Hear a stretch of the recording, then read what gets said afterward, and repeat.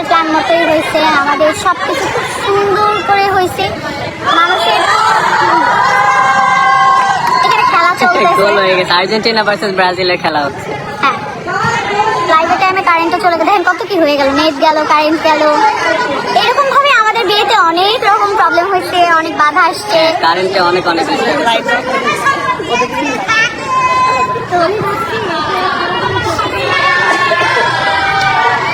দেখে আসলেন।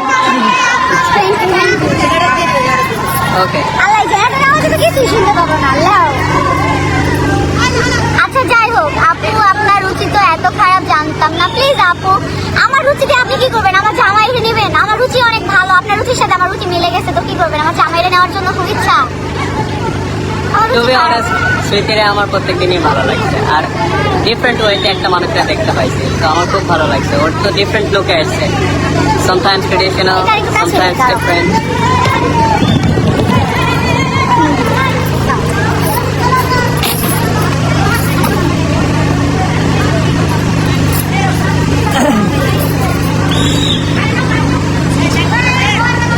আচ্ছা, অলরেডি ৬,৩০০ জন দেখতেছেন, মানে প্লাস হয়ে গেছে ৬,৪০০, অলরেডি বাড়তেছে, আমার মনে হয় ১০,০০০ প্লাস হবে ইনশাআল্লাহ।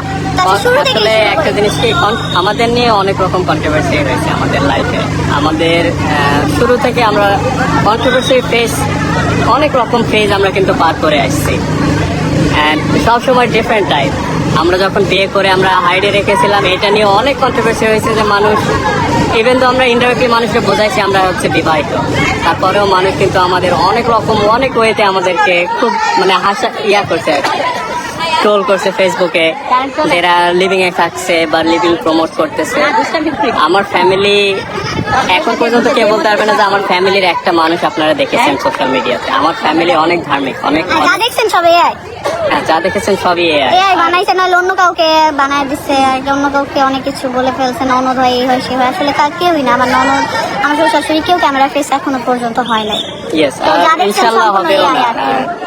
হ্যাঁ, সো আপনারা কেমনে চিন্তা করলেন যে ওরা কখনো লিভিং সাপোর্ট করবে? আমরা শুরু থেকে আমাদের ভালোবাসার মানুষদেরকে এটাই বলেছি, আপনারা ধৈর্য রাখেন, ইনশাল্লাহ আমরা কখনোই আপনাদেরকে লেট ডাউন করবো না, লেট ডাউন করিও নাই। দেখেন আমাদের বিয়েটাও রিভিল হয়ে গেছে, আমাদের প্রোগ্রামটাও করলাম, সবকিছু আলহামদুলিল্লাহ। হ্যাঁ, দেন তো ভাইয়া, ফোনটা দেন তো। Thank you.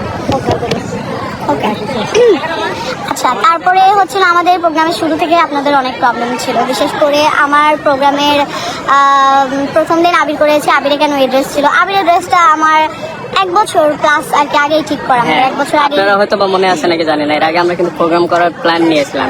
ইনফ্যাক্ট তখন আমরা কেনাকাটা কমপ্লিট করে আমরা করেছিলাম, আমরা মেহেদি পর্যন্ত। একটা রিজনের কারণে আমরা ডেট পিছাইছি যে না, আমি স্মৃতিরে বলতেছিলাম, ইভেন স্মৃতি ওটাতে এগ্রি করতেছিল যে আমার ফ্যামিলি ছাড়া আমরা কোনো রকম প্রোগ্রাম করবো না, আমাদের হ্যাপিনেসটা আমরা সবার সাথে শেয়ার করতে। সেই সময় কিন্তু এই কারণে আমাদের প্রোগ্রামটা ক্যান্সেল হয়, বাট যাই হোক, তো এটা আমরা পরবর্তীতে যখন দেখলাম যে না অনেক লেট হয়ে যাচ্ছে, আমরা ভেবেছিলাম যে স্পেশাল দিনটা আমরা খুব সুন্দর করে স্পেশাল ভাবে অ্যানাউন্স করব। দেখেন তখন প্রোগ্রাম করলে কিন্তু আর এই প্রোগ্রামের ফিলিংসটা আসতো না, বা এই ভালো লাগাটা কাজ করতো না, আর আমার ফ্যামিলি হয়তো বা এই মিস করে ফেলতো হ্যাপি মোমেন্টগুলো আর কি। যাই হোক, তো তখন আমাদের প্রোগ্রামের কেনাকাটা মানে অর্ধেক হয়ে গেছিল, মেহেদি বা যা হলুদ পর্যন্তই হয়ে গেছিল। কিন্তু পরবর্তীতে আমরা চিন্তা করে দেখলাম যে না, যেহেতু ফ্যামিলি নাই, ওর অনেক মন খারাপ হচ্ছিল, তো আমরা চাই না যে এইটা আসলে আমরা আর কোনো রকমই করি। আচ্ছা, কোনো কমেন্ট আমরা দেখতে পাচ্ছি না। বাদও একটা জিনিস ক্লিয়ার করে দিই, স্মৃতি অসুস্থ হয় নাই, ও একটু টায়ার্ড ছিল, আর আমি এটাই মিন করেছে যে আমার ফ্যামিলির একজন মামাতো ভাই, আমার মামাতো ভাই আর কি, আমাদের প্রোগ্রাম না শেষ হতে খুব অসুস্থ হয়ে পড়ে হঠাৎ করে, মানে ছোট মানুষ তো 4-5 মাস বয়স, তখনই আমাদের তখনই মেডিকেলে মানে দৌড়াতে হয়, তো তখন আমরা আর কি মেডিকেলের জন্য ওইভাবে বের হয়ে যাই। আর সারাদিন যেহেতু আমরা অনেক বেশি টায়ার্ড ছিলাম, তো আমরা রিক্সাতেই আমরা একদম ঘুমাই। আলহামদুলিল্লাহ এখন ওর ঠিক আছে, ও সুস্থ আছে, প্রপার ট্রিটমেন্ট পাইতেছে এখন।